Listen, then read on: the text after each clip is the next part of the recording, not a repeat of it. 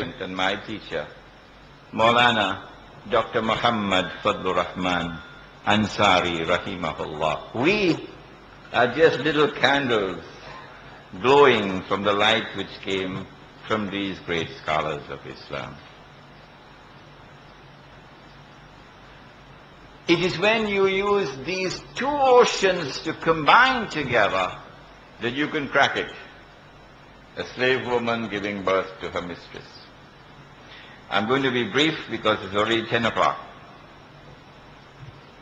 In order to understand this, you need two things which come from Dajjal, through which Dajjal attacks to try to take control of mankind. One, the Prophet said that the age of Dajjal will be the age of Kathratul Riba. That riba will take control of the world in the age of Dajjal. What happens when riba takes control of an economy is that number one, the rich will remain permanently rich and the poor will remain permanently poor. Wealth will no longer circulate. Number two, the rich will grow richer and the poor will grow poorer, and the number of poor will constantly increase until they reach to the depths of that destitution. In other words, a new slavery descends upon mankind, and that has already come while the ulama of Islam have been eating halwa. It has already come upon us. Nobody teaches the subject of the prohibition of riba. Nobody. I had the good fortune to live in New York, the capital city of riba. And there I was able to put book knowledge to bear upon the real economy in the world today. In addition, I was blessed to study Western economics, international monetary economics, for example, in Europe. And this was how Allah blessed me with some understanding of the subject. That's why you will find my book outside, The Prohibition of Riba in the Quran and Sunnah. It took me 4 years to write that book. When an economy is based on riba, then wealth will no longer circulate. It's like mankind traveling on a ship. 15% of the population of mankind traveling first class, with permanent first class tickets. Best drinking water, best food, servants to serve them, luxury. The other 85% down in the hole of the ship, living in squalor, living in misery, living in suffering, living in destitution, falling ill like flies and dying like flies.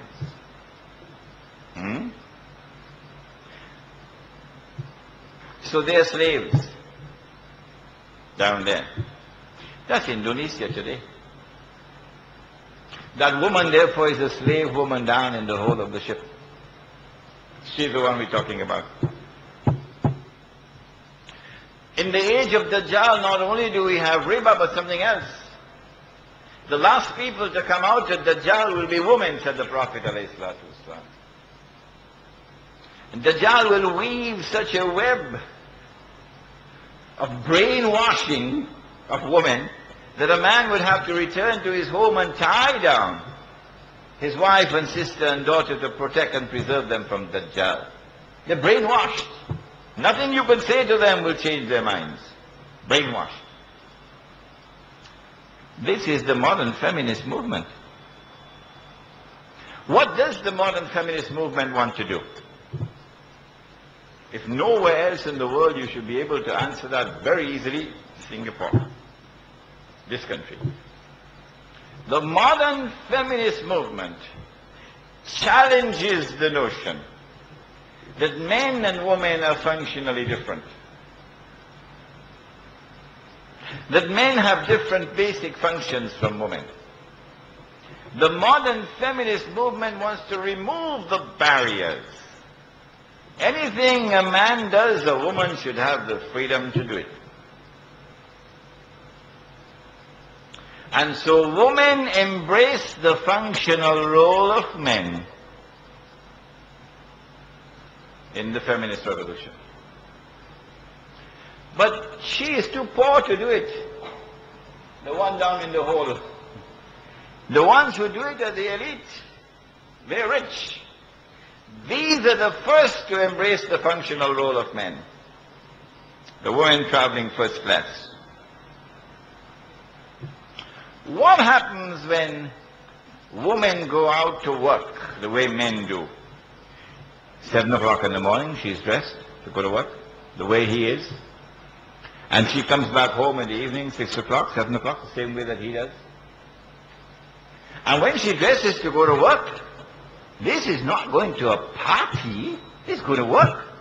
So she has to dress in working clothes, and working clothes must look masculine. So now the cut of the clothes, jacket, and trousers, and you wouldn't believe it, I also saw the tie. So her dress becomes masculine. And when she goes to work, and she gets in a position of some authority, she has people working under her. You can't be shy. You got to talk like a man now. You got to behave like a man now, so that you can command respect.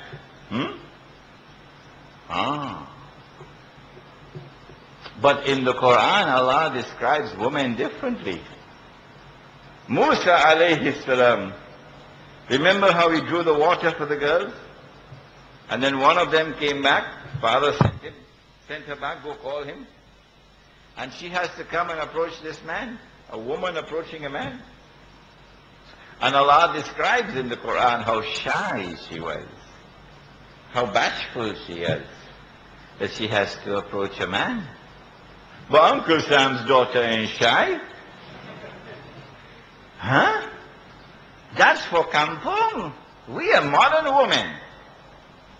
So they behave like men, they dress like men, they talk like men, and even the faces begin to look like the men, faces of men. I don't want to mention the name of anybody in Mr. Clinton's cabinet. Huh? The softness is gone. The shyness is gone. The bashfulness is gone. And so as women assume the functional role of men, they begin to lose their femininity. But Allah describes the male and the female in using the analogy of the night and the day. Listen to him. وَاللَّيْلِ إِذَا يَغْشَى. He takes an oath by the night and that which it shrouds and covers so mysteriously, so beautifully. وَالنَّهَارِ إِذَا تَجَلَّى. And he takes an oath by the day and its bright, powerful light.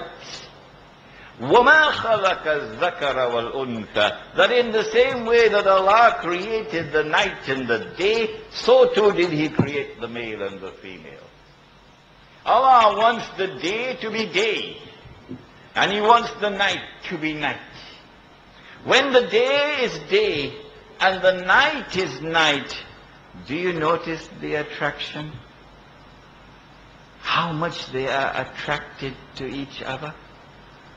And when the day is coming to an end, and the day is approaching the night, do you notice the anxiety, the enthusiasm, how the day paints the sky in so many colors?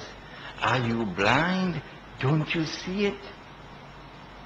And then when the day reaches the night, the day plunges into the arms of the night. A rush of a plunge into the arms of the night. It happens every sunset. And then the day spends the night with the night. And there's a time for rest, and there's a time for sleep, and there's a time for love, and there's a time for worship, and there's a time for meditation, and then the time comes to say goodbye. And the day must say goodbye to the night. But the night doesn't want the day to go.